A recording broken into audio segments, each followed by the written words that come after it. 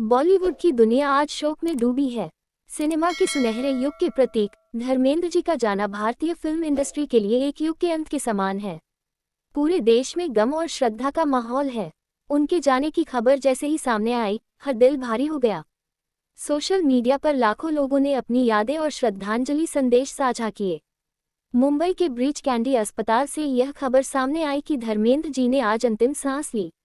पिछले कुछ दिनों से वह सांस लेने में तकलीफ के कारण अस्पताल में भर्ती थे। डॉक्टरों की पूरी टीम लगातार उनकी देखभाल में जुटी थी, लेकिन अंततः उन्होंने इस दुनिया को अलविदा कह दिया। धर्मेंद्र जी 89 वर्ष के थे। उनका जीवन सादगी, मेहनत और संघर्ष की प्रेरक मिसाल रहा। वह न सिर्फ एक सुपरस्टार थे, बल्कि एक ऐसे इंसान थे जिनके चेहरे पर हमेशा एक अपनापन झलकता था। चाहे पर्दे पर वीर बनकर हंसी बिखेरना हो या फूल और पत्थर में भावनाओं को सजीव करना, उन्होंने हर किरदार को जीवन की सच्चाई से जोड़ा। उनकी पत्नी और अभिनेत्री हेमा मालिनी जी, बेटे सनी देओल और बॉबी देओल इस कठिन समय में अस्पताल में मौजूद हैं। परिवार के करीबी सूत्रों ने बताया कि धर्मेंद्र जी के अंतिम क्षणों में पूरा परिवार उनके साथ था। अस्पताल के बाहर भीड़ उमड़ आए हैं। आम लोग, फैंस और सेलिब्रिटीज सभी अपने प्रिय कलाकार को अंतिम विदाई देने पहुंचे। शाहरुख खान, सलमान खान, अमिताभ बच्चन और कई दिग्गज कलाकार वहां देखे गए। सभी की आंखों में नमी थी, जैसे सिनेमा का एक स्वर्णिम अध्याय बंद हो गया हो। धर्मेंद्र जी का सफर किसी फिल्मी कहानी से कम नहीं था। 8 दिसंबर 1935 को पंजाब में जन्मे धर्मेंद्र सिंह देओल ने 1958 में Filmfare Bimal Roy production talent Hunt जीतकर बॉलीवुड में कदम रखा। उस प्रतियोगिता में राजेश खन्ना भी चुने गए थे। यही वह क्षण था जिसने हिंदी सिनेमा के भविष्य को बदल दिया। 1960 में दिल भी तेरा हम भी तेरे से उन्होंने अपने फिल्मी सफर की शुरुआत की।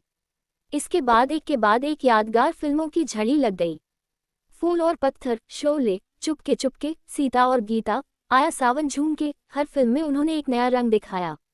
उनका किरदार वीर तो भारतीय सिनेमा के इतिहास में अमर हो गया। शोले का बसंती, इन कुत्तों के सामने मत नाचना, आज भी लोगों की जुबान पर है। धर्मेंद्र जी का अभिनय सच्चाई से भरा था, न किसी दिखावे की जरूरत, न किसी आडंबर की। उन्हें हीमैन ऑफ बॉलीवुड कहा गया, लेकिन असल में वह दिल से बहुत कोमल इंसान थे। उन्होंने कभी अपने स्टारडम को सिर पर नहीं चढ़ाया। वह हमेशा विनम्र, सहज और आत्मीय रहे। हर साक्षात्कार में, हर मंच पर वह अपने दर्शकों को परिवार की तरह संबोधित करते थे। उनका और हेमा मालिनी जी का रिश्ता फिल्म इंडस्ट्री की सबसे चर्चित और सम्मानित जोड़ियों में से एक रहा। दोनों ने साथ मिलकर कई हिट फिल्में दी और पर्दे पर उनकी जोड़ी ने जादू बिखेरा। ड्रीम गर्ल और सीता और गीता जैसी फिल्मों ने इस जोड़ी को अमर बना दिया। धर्मेंद्र जी न सिर्फ एक कलाकार थे, बल्कि एक सफल उद्यमी भी थे। उन्होंने होटल बिजनेस, रियल एस्टेट और अन्य क्षेत्रों में भी अपनी छाप छोड़ी।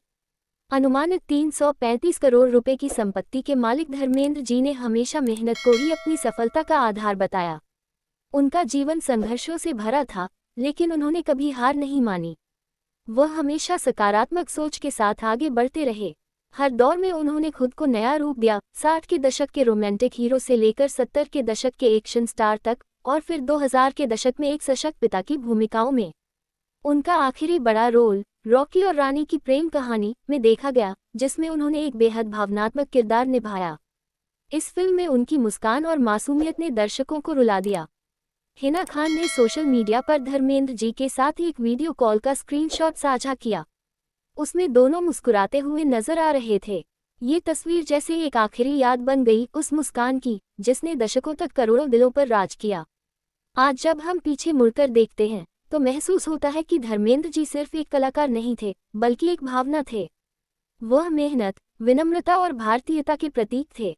उन्होंने हमें सिखाया कि सादगी में भी सितारों की चमक होती है। उनका जाना एक खालीपन छोड़ गया है, जिसे शायद कोई कभी नहीं भर पाएगा। लेकिन उनकी मुस्कान, उनकी आवाज और उनका सिनेमा हमेशा जीवित रहेगा। हर बार जब कोई शोले देखेगा, हर बार जब कोई चुपके चुपके की हंसी सुनेगा, धर्मेंद्र जी वहीं होंगे, मुस्कुराते हुए अपने दर्शकों के दिलों में। सिनेमा के इस अमर योद्धा को हमारी श्रद्धांजलि। गर्म धर्म सदा हमारे दिलों में रहेंगे।